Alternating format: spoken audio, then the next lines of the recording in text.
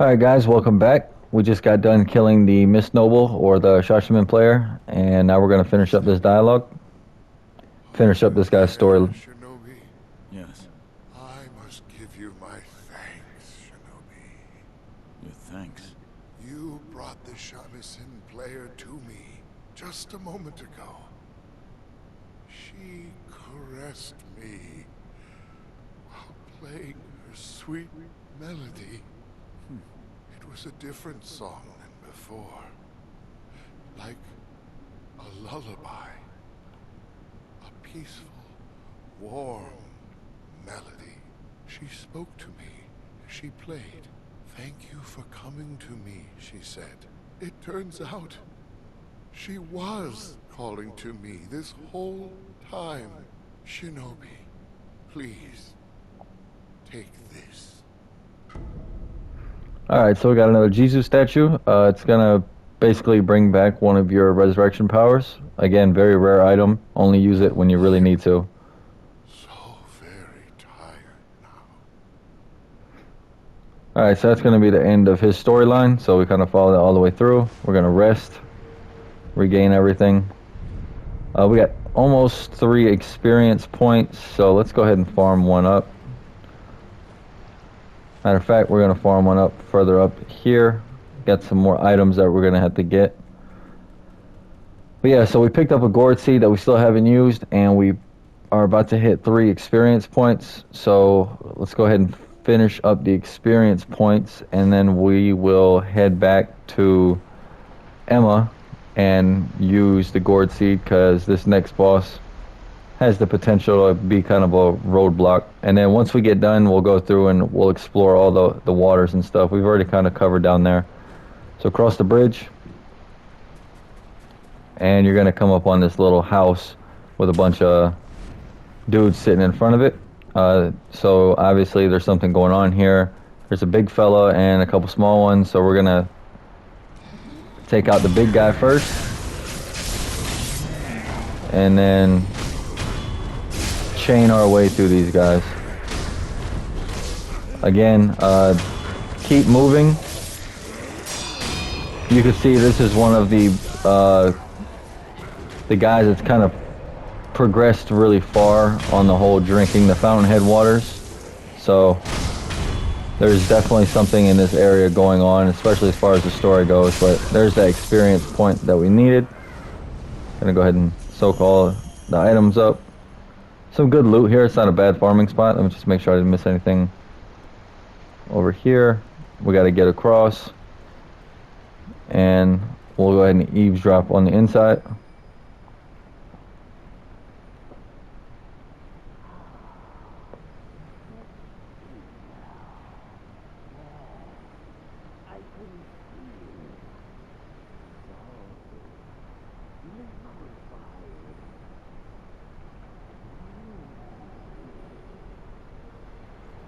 Alright, so guys in there chugging like a ghost on a Saturday night. Let's go find out what's going on. Just sneak up under.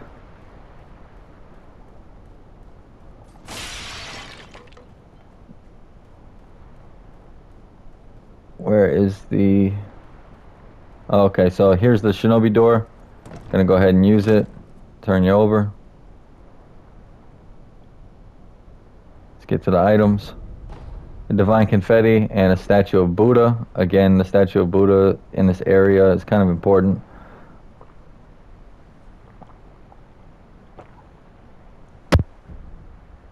Hello?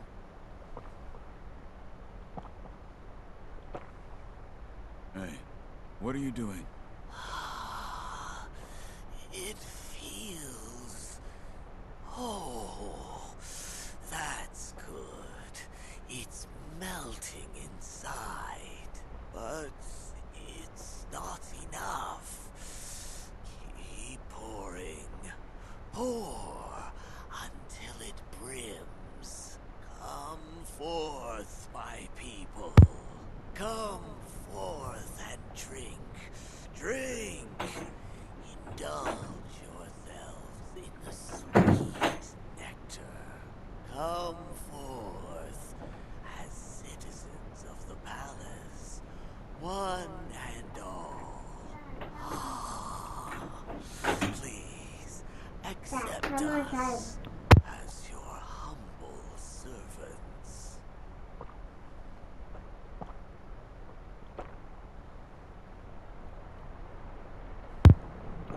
Alright. Oh, but this won't do. It's too dilute. Refuses to dissolve completely. Unfit to be citizens of the palace. Oh. Oh. What filled them? Alright, so this guy obviously has kind of lost his mind. Unfit. Oh. You can see all the cases of the drink around. This is the guy that's convincing everyone to drink to try to become citizens of the palace. So we got a red lump here. Consuming it gains red eyes and reduces flinching from enemy attacks, but also prohibits the use of resurrection. It's a lingering trace of one who is unable to achieve their desires, slightly warm to the touch. So popping that is kind of useful in combat when you don't think you're going to die, but someone does a lot of posture damage or stun damage to you. Use that to kind of minimize the amount of posture that you take. It also helps when you're fighting an enemy that you have to jump over a lot. If you pop that at the right moment, it will stop them from being able to knock you out of the air, kind of make you invincible. So a good item. Again, very rare. You don't get a ton of them. So I think there's something down here. Did we already come through here? Yeah, I think we're... Alright, so...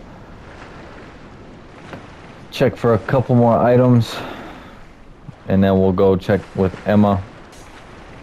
Find out what's going on with this gourd seed.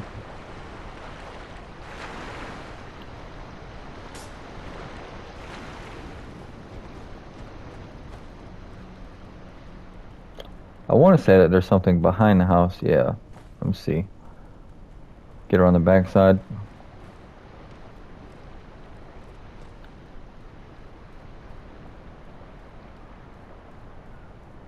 This is towards the end of the Mibu Village, so we will not be returning here very often.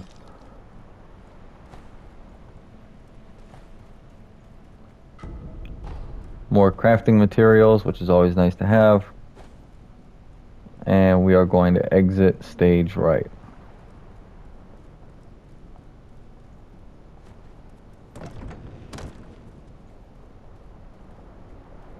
Alright, so the next boss, he is an apparition. So again, Divine Confetti, super useful against him.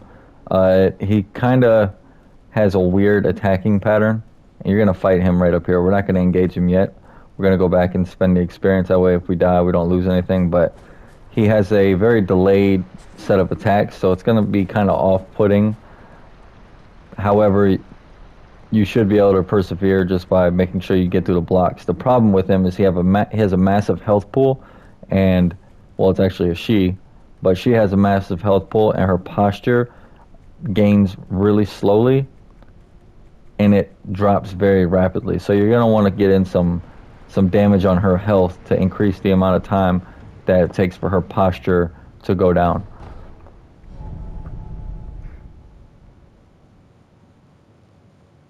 It's a pretty fun boss fight though. It's called the Corrupted Monk. And this will be our 5th gourd seed, so we are halfway to the trophy for filling up your gourd seed. So we're going to give the gourd seed to her. And okay, we're still looking for blood samples for dragon rot. If you don't die, eventually you will just get the prompt to cure the dragon rot. Do I have any new prosthetics? Can't remember. No. Any upgrades? Alright, so we can do the Aged Mist Raven, which is good. And the Spring-Loaded Flame Vent, which is good. We'll go ahead and do that. And we'll do the Mist Raven. Phantom Kunai. I don't use it very often. It's not a bad upgrade, but the Mist Raven is the important one there. So let's go ahead and equip our Aged Mist Raven.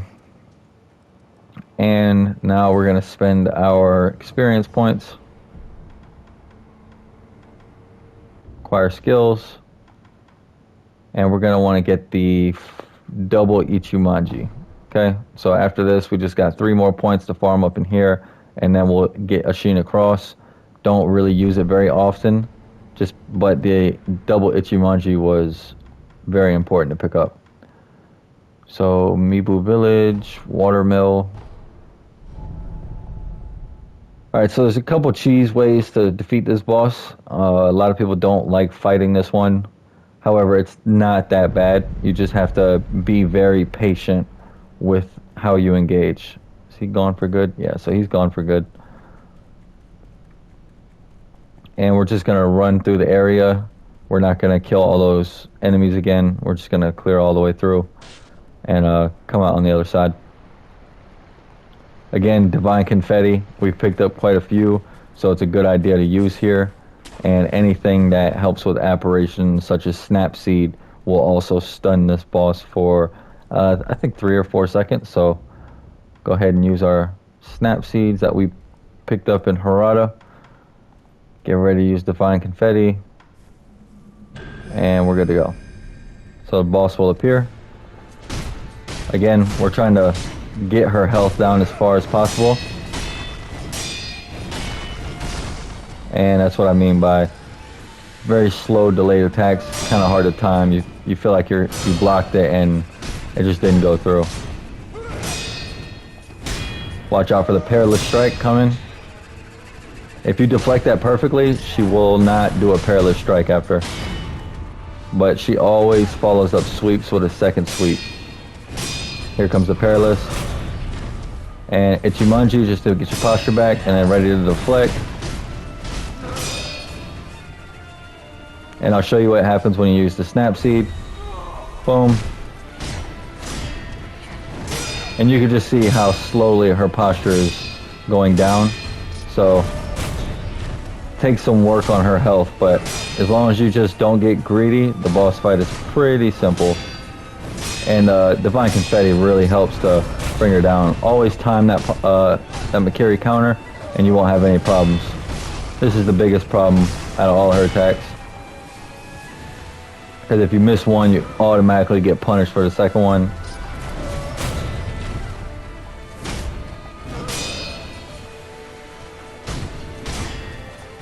There we go. Boom. Mikiri. As her health gets lower, it'll get a lot easier to deal with her posture. But she does a ton of posture damage to you when you do not deflect. So always be looking to deflect perfectly, not just blocking.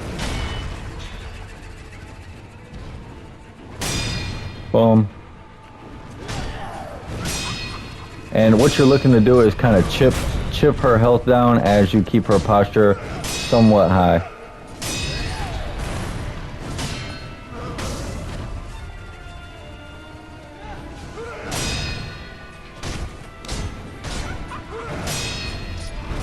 There we go. Posture's creeping up. Ichimonji to bring yours down.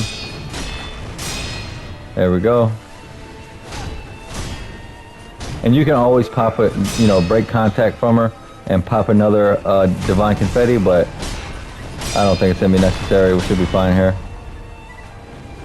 Try not to get trapped up in a corner.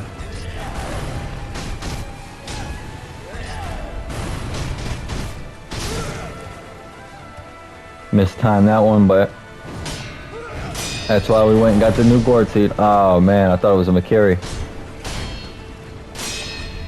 There we go. Just like that. Ichimonji to bring down your posture. And you could always snap seed again. Just like, oh, I was snap seeding. Alright, we'll get her. Snap seed. Boom.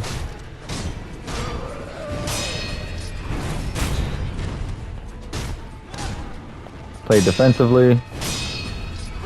Mikiri. Ichimonji.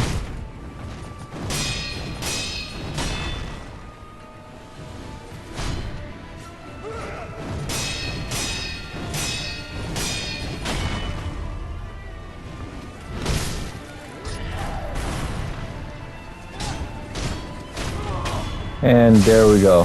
So a little bit sloppy. Mistimed a couple of those Ichimonjis, but end result's the same. Alright, so this one doesn't have a second phase. So Corrupted Monk. The Corrupted Monk watched over the cave entrance deep in Mibu Village, and we got the underwater breathing technique. So we are not going to leave Mibu Village yet because there's some stuff underwater that we have to discover, but you can see as a lore point of view, those who seek to join the procession must master the art of underwater breathing. Without it, a divine dragon cannot be met. So it's important to be able to master underwater breathing for them, because you'll see later on in their area there's a giant fish thing that they kind of worship. Alright, so we have one skill point, but we're not going to upgrade that yet, but we are going to do the enhanced attack power, Corrupted Monk. Alright, the Corrupted Monk donned the mask of a fierce guardian deity. Her form was nebulous, appearing as if in a dream. What reason could there have been for guarding the Mibu Village cave entrance? We are about to find out. Go ahead and rest. And we'll check out the cave. Now this cave is going to be very confusing because you won't understand, but those little pelicans are what we use to stab the snake with, and they have one down here because this is where they offer people to go to Fountainhead Palace. So if you look up, you're going to see that big old rope thing. It's actually like a big rope guy. So he's going to pick up anyone who's offered there, but there's some things that you have to have in order to be offered in the first place. So later on in the game, we'll come back here, and that thing will pick us up and take us to Fountainhead Palace. But we are looking for... There we go.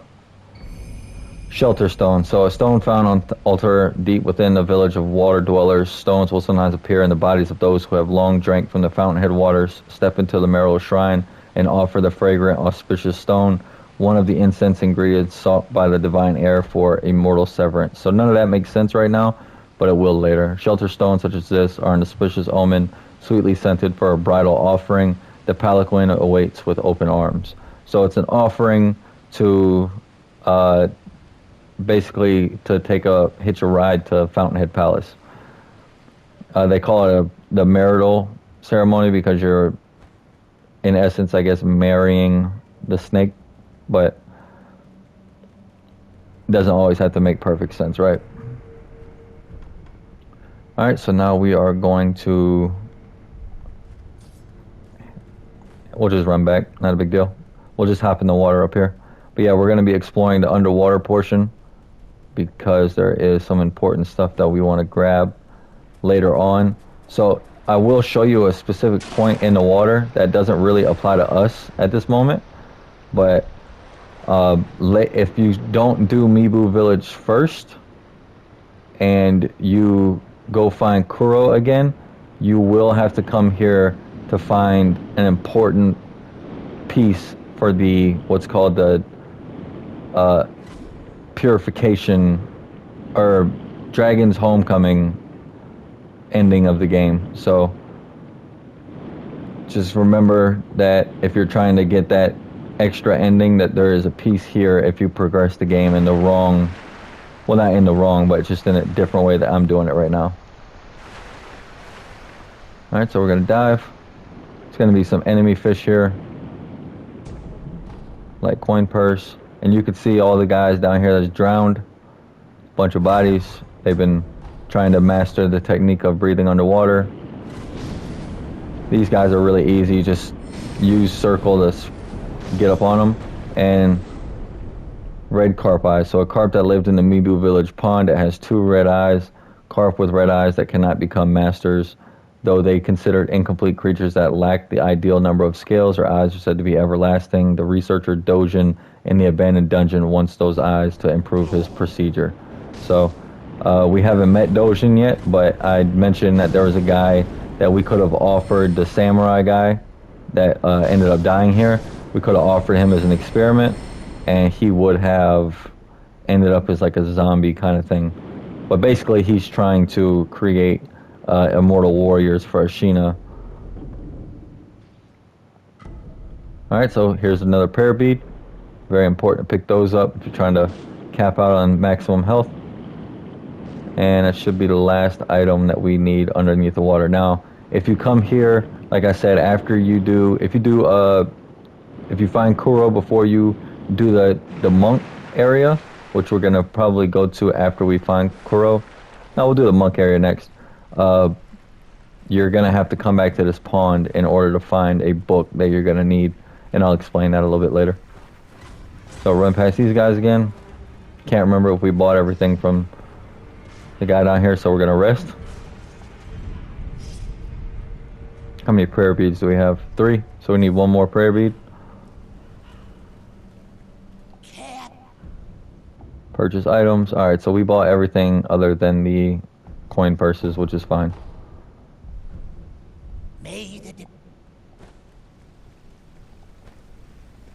Alright, so now that we want to kind of head to Senpu Temple, let's go ahead and travel back to...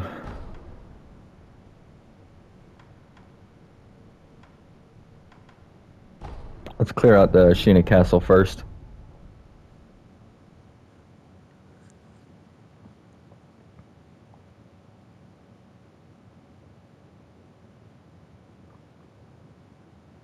So Ashina Castle is going to go through a couple different phases throughout the game. Right now it's occupied by the Ashina forces. You can kind of see a bunch of them up there. There's a whole bunch of them down here. And there's a whole bunch of them in pretty much every other place. But, matter of fact, let's go unlock the door to the reservoir real quick. This way we could just run straight through. We don't have to do any more zip lining around on the outside. Unlock this door.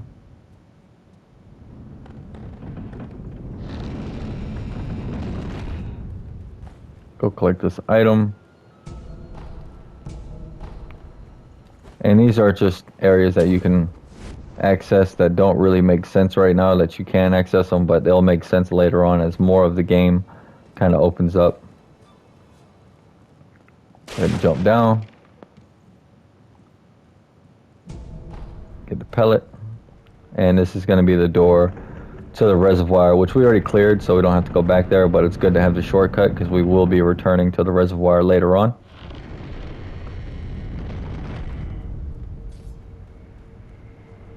Alright, cool. So this is a good resting point. We'll go ahead and stop here, and when we pick back up, we'll clear out some of the castle and then make our way over to the Senpu Temple for the next part of the story. Catch you guys there. See you later.